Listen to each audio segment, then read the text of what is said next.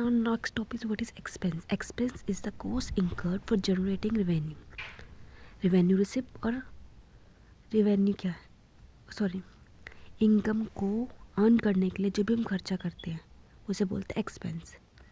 Revenue क्या मतलब revenue receipt, जो भी हमने पढ़ा था लास्ट क्लास में. रेवेन्यू रिसिप्ट क्या है, जो भी इनकम रिसीव होगी रिसीवेबल, इसके लिए हम जो भी खर्चा करेंगे वो होगी हमारी एक्सपेंस. ठीक है, ये एक्सपेंस हमारे नॉर्मली 1 ईयर के लिए होता है. रेवेन्यू रिसिप्ट हमारी 1 ईयर के लिए होती है. कैपिटल एक्सपेंडिचर अलग चीज़ होगी. ठीक है, तो एक्सपेंस के जो भी हम खर्चा करते हैं शॉर्ट टर्म के लिए वो होगी हमारी शॉर्ट टर्म के लिए एक्सपेंस. ठीक है, और डेफर्ड रेवेन्यू एक्सपेंडिचर क्या है, ऐसी सेम हमारा होगा. ठीक है, जो हम शॉर्ट टर्म के लिए करेंगे 1 ईयर से लेस के लिए करेंगे. दूसरी चीज़ रेवेन्यू रिसिप्ट का पार्ट है एक्सपेंस. ठीक है, जैसे कि रेवेन्यू रिसिप्ट क्या है, रेवेन्यू रिसिप्ट ये पार्ट है हमारा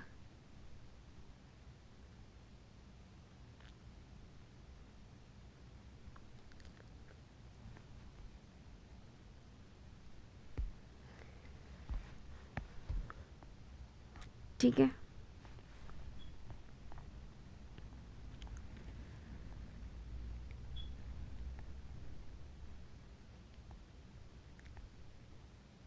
ये पार्ट है हमारा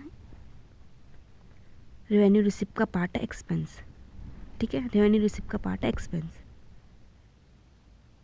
सॉरी रेवेन्यू एक्सपेंडिचर का पार्ट है. रेवेन्यू अर्न करने के करते और पार्ट किसका, रेवेन्यू एक्सपेंडिचर. रेवेन्यू एक्सपेंडिचर के अंदर आता है एक्सपेंस. रेवेन्यू मतलब शॉर्ट टर्म.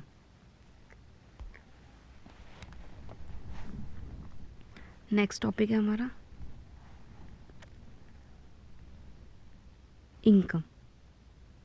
इनकम क्या है, जो भी हम प्रॉफिट अर्न करते हैं ड्यूरिंग अकाउंटिंग में, एक साल के अंदर अंदर जो भी हम प्रॉफिट अर्न करते हैं वो होता है हमारा इनकम. एक्सपेंस क्या है, एक साल के अंदर जो खर्चे हुए हैं इनकम अर्न करने के लिए, एक साल के जो खर्चे हैं लेस देन 1 ईयर के खर्चे हैं.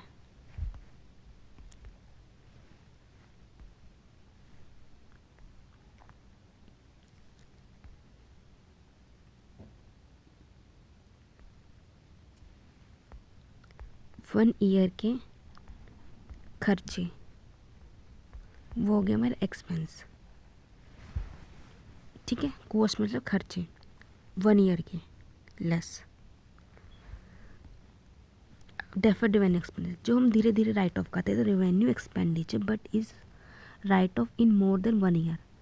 मोर देन 1 ईयर हम जो राइट ऑफ करते हैं छोटे मोटे खर्चे एक्सपेंडिचर जैसे एडवर्टीज एक्सपेंडिचर धीरे धीरे धीरे धीरे धीरे खर्चे करते हैं, पोस्टपोन होते हैं, डेफर करते हैं, उसको डेफर्ड रेवेन्यू एक्सपेंडिचर. इनकम क्या, income is a profit earn during accounting period. जो भी हम प्रॉफिट अर्न करते हैं एक अकाउंटिंग पीरियड में 1 ईयर के अंदर अंदर वो हमारी इनकम होती है. एक साल के अंदर जो भी हमने वहाँ पे एक साल के अंदर जो खर्चे करें एक्सपेंस, जो एक साल के अंदर अंदर इनकम करी है वो हो गए हमारे इनकम. ठीक है, इनकम का फॉर्मूला क्या, रेवेन्यू में से एक्सपेंस माइनस करा इनकम आ जाती है. ये रेवेन्यू रिसिप्ट में से रेवेन्यू एक्सपेंडिचर लेस करा. ठीक है, नेक्स्ट टॉपिक है हमारा प्रीपेड एक्सपेंस.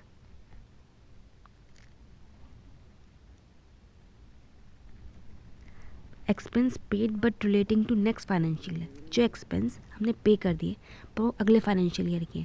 फॉर एग्जांपल कई बार हम क्या करते हैं कि कोई चीज़ खरीदी है, खर्चा है कोई, फॉर एग्जांपल आपकी सैलरी है आपने पहले ही पे कर दी अगले साल की, वो हो गया. ये रेंट आपने पहले पे कर दिया तो prepaid rent. Expense paid but relating to next financial year. 30 हमारा नॉर्मली फाइनेंशियल होता है 1 अप्रैल से 31 मार्च. 1 ईयर होता है हमारा फाइनेंशियल. बोल दो जैसे, अच्छा बोल दो अकाउंटिंग पीरियड.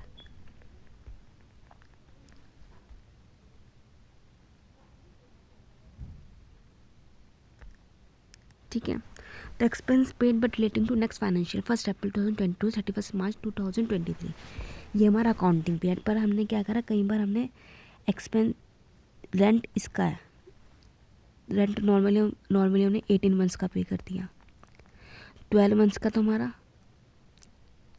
एक्सपेंस हो गया, पर 6 मंथ का जो हमारा है वो हमारा प्रीपेड हो गया। ठीक है,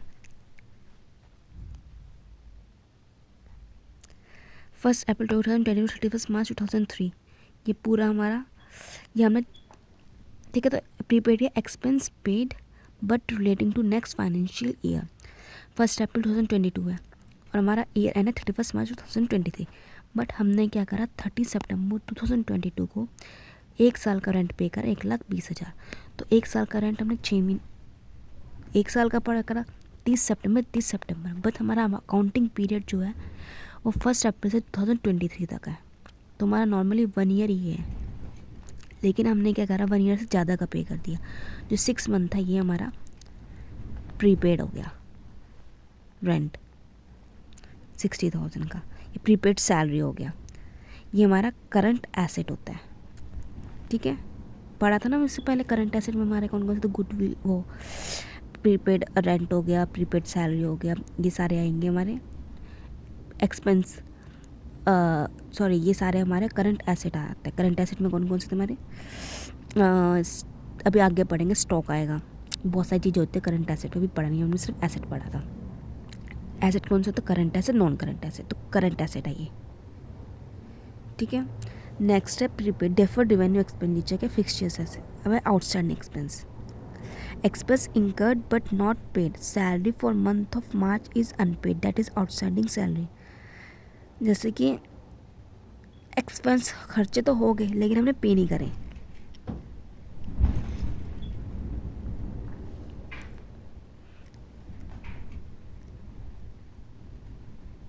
जैसे कि कई बार क्या होता है, यही हमारा अकाउंटिंग पीरियड हमारा 1 ईयर का होता है, अप्रैल मई जून जुलाई अगस्त, पर हमने क्या करा, कुछ या हमने क्या करा था, ये वाला, एक सेकेंड, इसमें हमने ये क्या करा था, पे करा। कई बार हम पे नहीं करते। Outstanding expense incurred but not paid, salary for month of March is unpaid, that is outstanding salary. ठीक है, हमने क्या करा, सैलरी पे कर रहे 1 ईयर की, लेकिन हमने क्या करा, 1 महीने की हम देना भूल गए या नहीं दिया, तो वो होगा आउटस्टैंडिंग सैलरी। जैसे कि हमने अप्रैल की दे दी, मई की दे दी, जून की दे दी, जुलाई की दे दी, अगस्त की दे दी, सितंबर की दे दी, अक्टूबर की दे दी, नवंबर की दे दी, दिसंबर की दे दी, जनवरी की दे दी, फरवरी की दे दी, मार्च की नहीं दी। तो जो मार्च की नहीं दी वो हमारी आउटस्टैंडिंग सैलरी हो गया। ये हमारा करंट लाइबिलिटी होता है।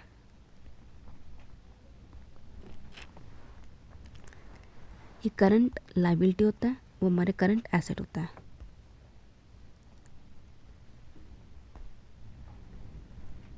प्रीपेड और outstanding, paid for next financial, जो हमने पहले पे कर दिया अगले साल के लिए। ड्यू बट नॉट पेड, जो हमने पे नहीं किया, ठीक है, वो आउटस्टैंडिंग हो गया। दूसरी चीज़ ये कि करंट एसेट, ये करंट लाइबिलिटी है। ठीक है, ये हमने पे करी है, ये नॉट पेड। ठीक है, नेक्स्ट है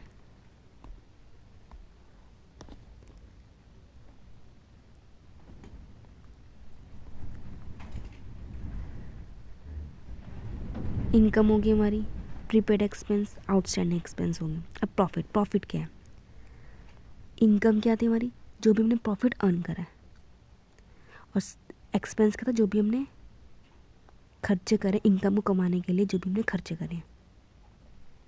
ठीक है, अब प्रॉफिट क्या है, profit earn from normal course of business, जो हम आमतौर पे खर्चे, रेगुलर बेसिस पे खर्चे होते हैं, उस पे उसको होता है प्रॉफिट। प्रॉफिट इसको रेवेन्यू माइनस एक्सपेंस। अब प्रॉफिट हमारे 2 टाइप के होते हैं, gross profit, net profit. Revenue में से डायरेक्ट एक्सपेंस लेस कर देंगे तो ग्रॉस प्रॉफिट, में से सारे एक्सपेंस माइनस कर, याद, profit earn from normal course. Normal course means जो डेली बेसिस पे हो, डेली बेसिस पे होते हैं, less than 1 year.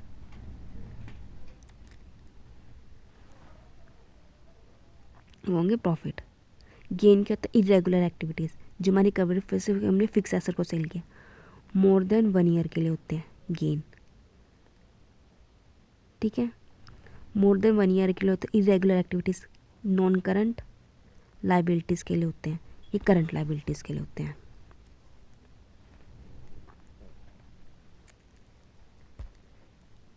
Profit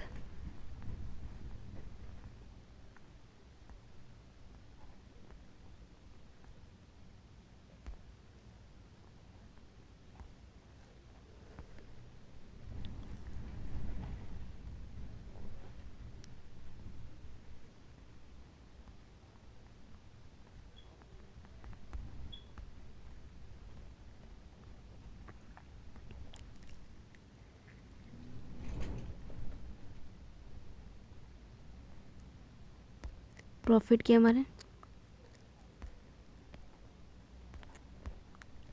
less than 1 year के लिए होते हैं। दूसरी चीज़ 1 साल से कम के लिए होते हैं, नॉर्मल कोर्स ऑफ बिजनेस के लिए होते हैं।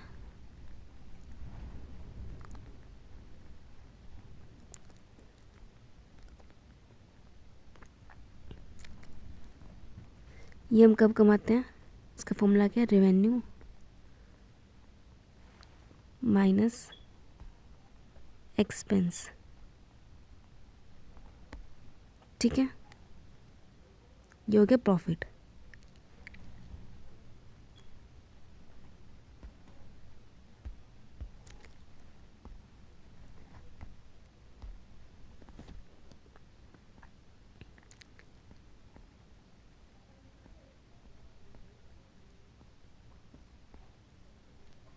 ठीक है, अब गेन क्या होता है?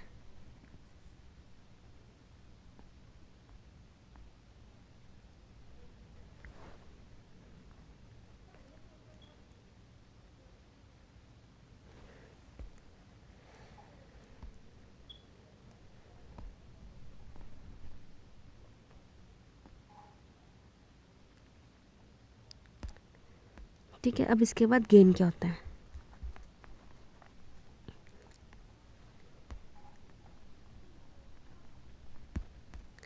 गेन हमारा इरेगुलर एक्टिविटीज से होता है,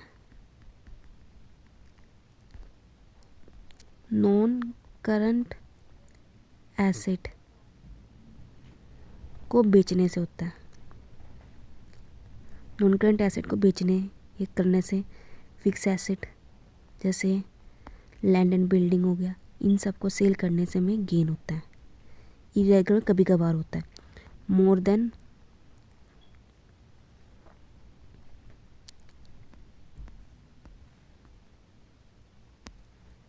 तीसरी चीज़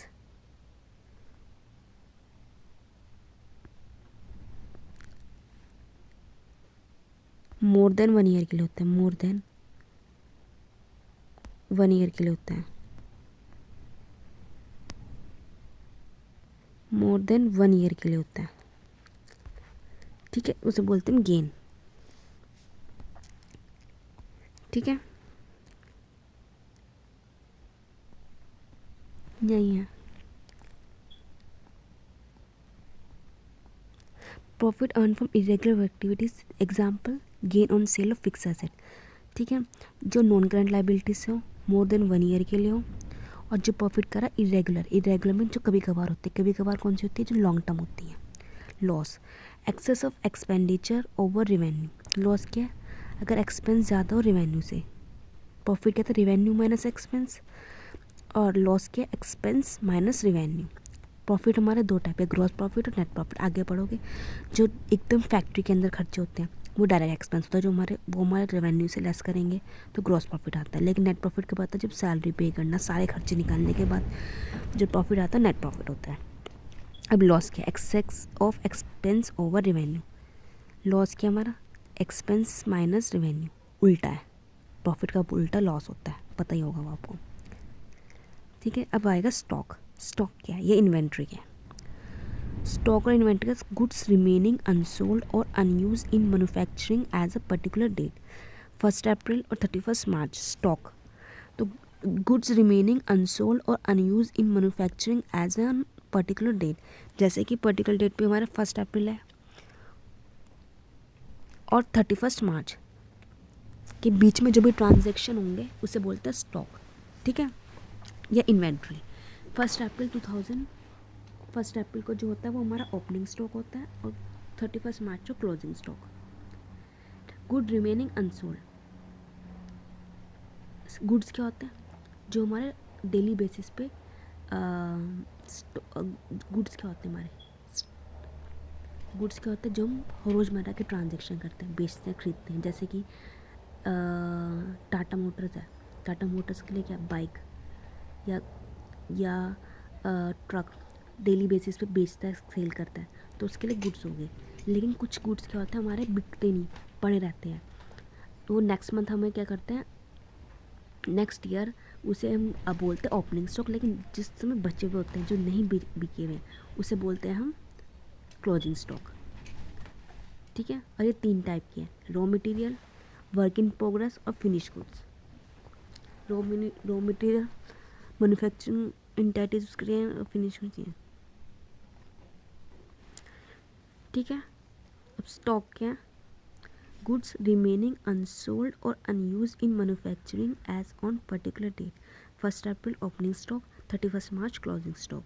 बस याद रखना 1 अप्रैल में जो होता है ओपनिंग स्टॉक होता है, 31 मार्च में क्या होता है, क्लोजिंग स्टॉक।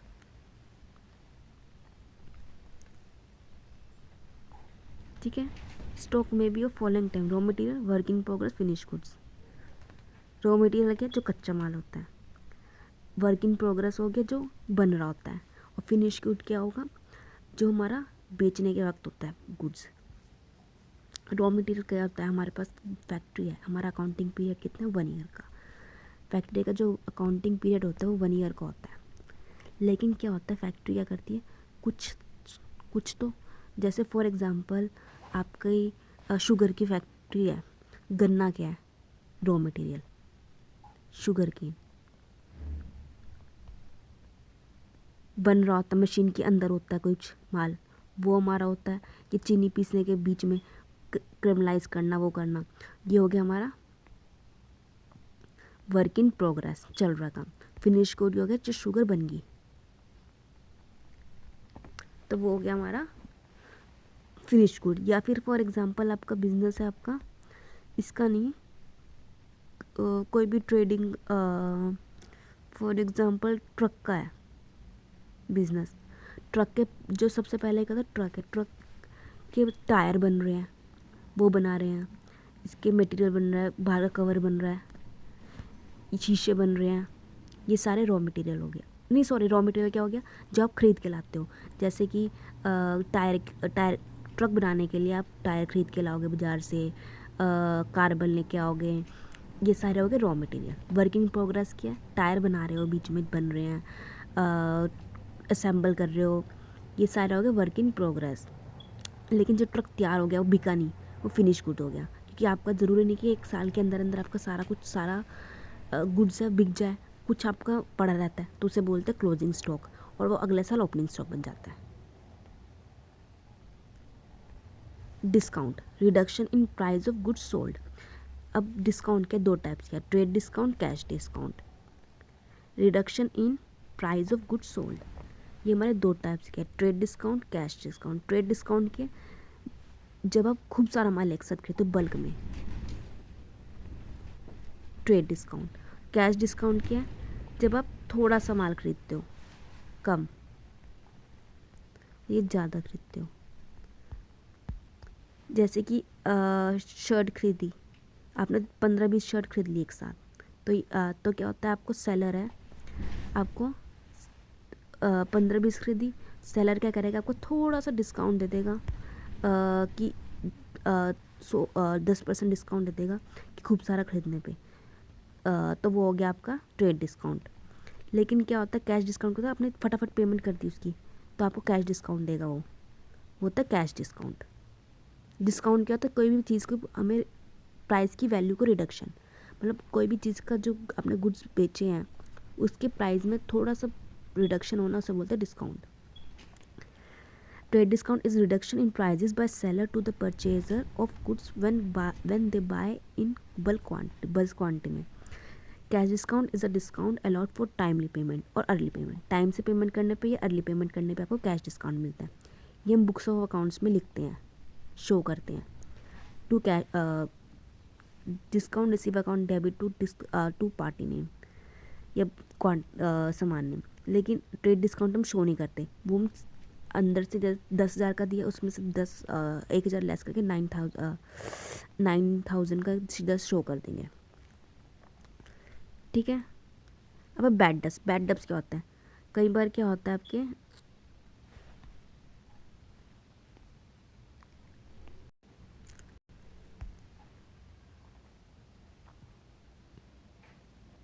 ट्रेड डिस्काउंट क्या हो गया हमारे,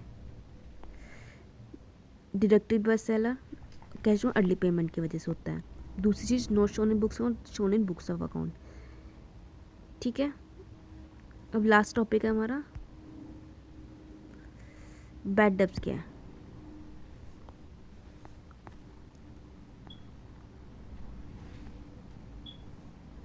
ये बल्क में खरीदते हैं या अर्ली पेमेंट की वजह से मिलते हैं।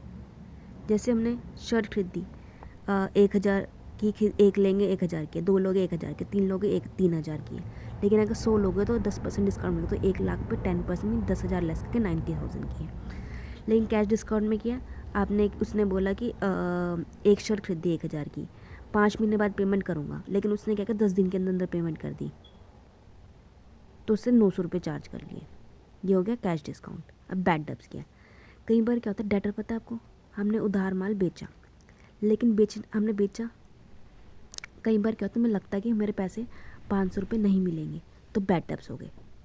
गुड्स सोल्ड 1,10,000 का बेच दिया, लेकिन डेटर को, लेकिन क्या हुआ, हमें लगा 6 महीने बाद पेमेंट करेगा, 6 महीने बाद हमें लगा कि नहीं पे कर सकता वो, तो 6 मंथ के बाद वो नहीं जो रिकवर करेगा वो हो गया बैड डेब्ट्स। ठीक है। डेप्ट नॉट रिकवरेबल, जो डेप्ट हम रिकवर नहीं कर सकते, ये कौन करता है, डेटर से चार्ज करते हैं, याद रखना। क्रेडिटर और डेटर, तो डेटर कहीं पर नहीं पे कर पाता तो होते हैं हमारा बैड डेब्ट्स, डेप्ट नॉट रिकवरेबल। ठीक है। और लास्ट डेप्रिसिएशन। तो बैड डेब्ट्स क्या हो गया, इंसॉल्वेंट, डेटर क्या होता है, इंसॉल्वेंट, बैंक करप होगा, नहीं पे कर पाएगा। जब डेटर इंसॉल्वेंट हो गया, बैंक करप हो गया, नहीं पे कर पाएगा, डेप्ट not recoverable is bad debts. ठीक है।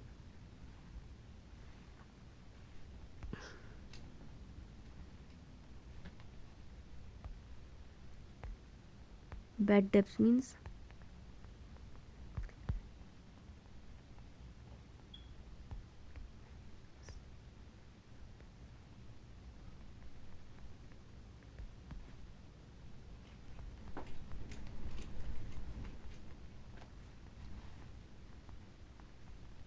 ये हो गया बैड डेब्ट्स, कि जो पैसे 10,000 थे 500 नॉट पेड इन फ्यूचर और इज रिकवरेबल, वो होता है हमारा बैड डेब्ट्स। ठीक है।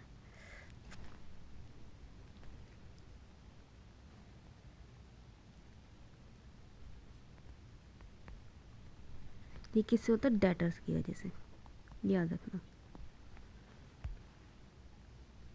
लास्ट है हमारा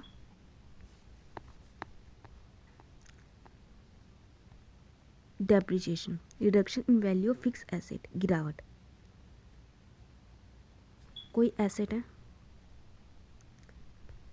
उसमें से डेप लेस हो गया, 10,000 की थी, 500 less 9,500, reduction in value fix asset, जब फिक्स एसेट की वैल्यू गिरावट आएगी तो हो गया डेप। बैड डेब्ट्स के डेटर की वैल्यू जब गिरेगी तो बैड डेब्ट्स हो गया, लेकिन फिक्स एसेट की वैल्यू गिरेगी तो डेप्रिसिएशन हो गया। ठीक है, डिफरेंस ये है। जैसे कि कोई आपने क्या बोलते हैं मशीनरी खरीदी, मैंने जैसे बोला था कंप्यूटर खरीदा, धीरे धीरे यूज़ करने पर उसकी वैल्यू कम होती रहती है, तो वो क्या होगी, डेप्रिसिएशन। और डेप्रिसिएशन लेकिन हमें पता नहीं कितनी लगेगी, तो हम हर साल अपने आइडिया से कभी 10% लगा दिया या स्ट्रेट लाइन मेथड यूज़ करा, 10,000 हर महीने 100 रुपये इसकी वैल्यू रोज़ रोज़ घट रही है, मतलब हर महीने या हर साल आपको लग रहा है, तो आप क्या करोगे, सिर्फ बोलते हैं depreciation, reduction value fix asset. ये लॉन्ग टर्म एसेट की वजह से लगता है dep. Long term means non current asset पे डेप लगता है, करंट एसेट पे लगता है बैड डेप्स, करंट एसेट पे लगता है बैड डेप्स, और नॉन करंट एसेट पे लगता है डेप्रिसिएशन, जो लॉन्ग टर्म के लिए होता है। ठीक है, लॉस क्या होता है, जो भी हमारे खर्चे में से अगर हम इनकम माइनस कर दें, नहीं लॉस तो आपको पता ही है, जब हमारे खर्चे ज़्यादा हो जाते हैं इनकम से। ठीक है, गेन क्या होता है, जब हमारे इरेगुलर एक्टिविटी से हमें जो भी प्रॉफिट हो रहा है, मतलब लॉन्ग टर्म एसेट को बेचने पे, वो होगा गेन। प्रॉफिट क्या है, जब short term normal course of business से हो रहा है प्रॉफिट, इनकम, वो होगी हमारी प्रॉफिट। ठीक है, आउटस्टैंडिंग एक्सपेंस, एक्सपेंस जो हमने खर्चे हैं पर पे नहीं करे, जैसे 1 साल की सैलरी देना भूल गई, वो हो गया आउटस्टैंडिंग। प्रीपेड, पहले पे कर दिया आपने। Expense paid but relating to next financial year. Income, income क्या है, income is the profit earn during accounting period, जो भी प्रॉफिट आप अर्न करते हो, मतलब जो भी आपके नॉर्मल कोर्स वो।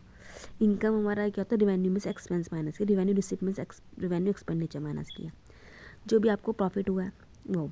एक्सपेंस क्या है, जो भी आपका खर्चा हुआ है, कॉस्ट इंकर्ड हुई है, यहाँ पे कॉस्ट इंकर्ड हुई है मेन है, जो भी आपने कॉस्ट इंकर्ड की है कॉस्ट, वो एक्सपेंस है। इनकम क्या है, जो प्रॉफिट हुआ है। ठीक है, एक्सपेंडिचर के जो हमारा खर्चा हुआ है, incurred for acquiring, asset acquire करने के लिए जो भी खर्चा हुआ है, लॉन्ग टर्म के लिए या शॉर्ट टर्म के लिए, दोनों आएंगे एक्सपेंडिचर में। ठीक है, इसमें दोनों आते हैं, non current asset plus current asset को करने के लिए जो भी हमने एक्सपेंस इंकर्ड किया है। ठीक है, रेवेन्यू रिसिप्ट क्या है, जो भी हमने लॉन्ग टर्म के लिए और शॉर्ट टर्म के लिए,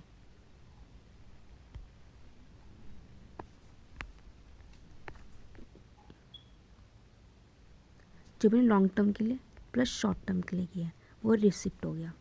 ठीक है, ट्रेड रिसीवेबल के डेटर प्लस बिल रिसीवेबल, वो हो गया हमारा trade receivable. Creditor plus bill payable, वो हो गया हमारा ट्रेड पेबल।